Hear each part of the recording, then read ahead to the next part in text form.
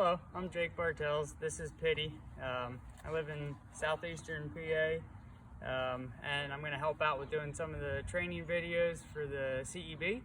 The first thing I thought we'd talk about is a little bit of background information on e-collars, so that you get the right start with them. They can be an incredibly valuable tool for you if used properly.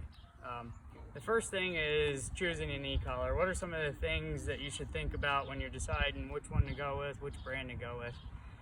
Probably the top of my list is the consistency of stimulation levels, dependent on the battery. So if the battery is fully charged, I want the same exact level of stimulation as the moment before the battery dies. You'll find that most of your better e-collars and your higher end e-collars have pretty good consistency through battery life. Second is the ergonomics of the transmitter, and that's probably the reason I went with the brand that I use. I'm currently using the Garmin Tritronics Pro 550, and I like it because it fits in my hand perfectly. This is how you will always see me when I'm training a dog. It's always in this hand and ready to go. I'm able to have a finger on each one of the two buttons. My top finger switches between momentary, auxiliary, and continuous, and then the top switches for if I'm running multiple dogs at a time. And then the dial runs your different levels. One of the second things is the amount of stimulation levels you have. You want to have enough variation of stimulation levels that you can find that sweet spot for your dog. I find somewhere around 18 to 24 levels is usually plenty for each dog to be able to find a level that is working right for them and comfortable as you go up and down. E-collars, I only really use continuous. There are two kinds of stimulation. There's momentary and continuous. Momentary has one pulse of stimulation at the desired level. Continuous is multiple pulses per second until you let the button go.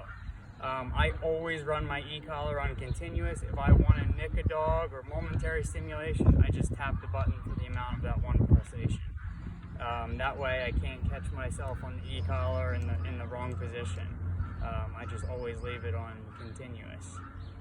Some other helpful functions that some e-collars have.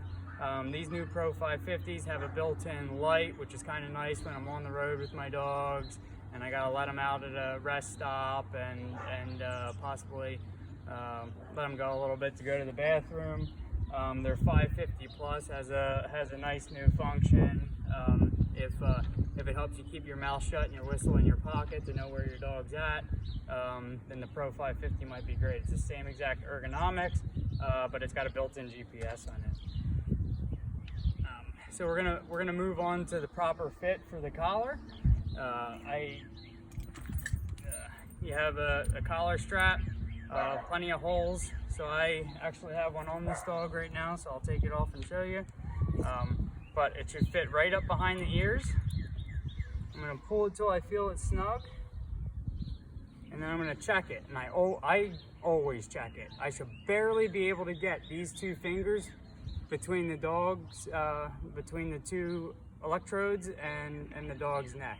Once I've found that proper fit for the dog, I'll mark my e-collars with, if it's a black collar with a white marker, or a different color with a black Sharpie, and then I always know that I hit it and it didn't get tangled up in the other collar or something. I know I have the proper fit on it. Something else I've been switching to is I use the longer tongs, no matter the hair density of the dog. I found that in the summertime when it gets hot and the dogs are running hard, their necks swell up a little bit, and that gives their necks a little bit more room to swell up without starting to constrict their necks, constrict airflow and blood flow, which is important.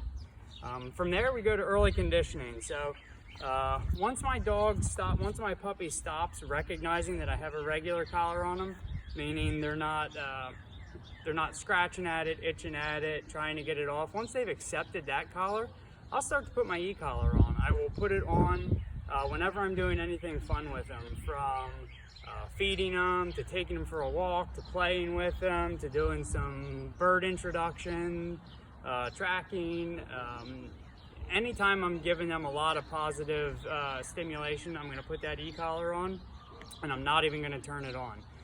When I take them for walks, as a matter of fact, I will not even turn it on, and I will keep this in my hand, and I will learn how to use the buttons. I will constantly be clicking the buttons. I will get a really good sense of my e-collar. If you can't work this thing with your eyes closed in the dark, you're not going to be able to make good timing. So from that point, I'm going to run them like that until the point where I get the e-collar out and the dogs are over at me excited to have it put on. At that point, I know that the dog's never going to have a negative association due to that collar. They're not going to realize that the collar is what's creating some sort of correction and therefore become collar-wise, where you have dogs that'll do things really well with the collar on them and not do them well when they don't have the collar on them. From there, I'm going to check the felt level on the dog. And so what I do is the first time I'm going to turn the e-collar on. I have a fenced-in backyard and my windows overlook that backyard, so I let the dog out and the dog will be running around a little bit, sniffing the grass, and I will start at the lowest level the e-collar goes, and I will stim them for about 1.5 seconds, and I'll move it up to the next notch, 1.5 seconds, and the first time I see that dog feel that level. And what that's going to look like a lot is maybe just a stopping of movement. They might look back over their shoulder. They might scratch the collar because something feels a little different to them. Once I see that, I go back down to 0. I work my way back up again. Once a dog has felt it once, they will often feel the next level lower, or maybe a couple levels lower. That's going to be my felt level. That's going to be where I start. I start all my training with them at that felt level. And I always will check that felt level on my hand too, and I'll tell you, with almost all of my EBs, they feel levels well below what I can even feel on my hand. You know, timing is everything with the e-collar, and it's one of the reasons I am a big advocate of e-collars used properly, is that I can push that button faster than I can even get a word out of my mouth. And I can, when you get good at reading your dog, you can start to correct the thoughts coming into their mind. And when you start correcting the thoughts of a dog, it allows training to happen very, very quickly and easily. Takes all confusion out for your dog. And when they're not confused, they're running confident and strong. There are multiple kinds of pressure. E-collars are just one form of pressure. Your hands on the dog are a kind of pressure. Your body language is pressure. A popped bird can be pressure to a dog. So it's just one form of pressure that we use. What's really neat about it is it's a form that we can use at multiple different levels, and that's one of the reasons I use them and think they're so important. So that's a lot of the basics on e-collars. If you have questions, feel free to ask them through the post here, and we'll try and get you answers as soon as possible. And next time I see you, we'll go over the first thing I do, the first stimulation that a dog gets, and how I start the training with the e-collars. Thank you.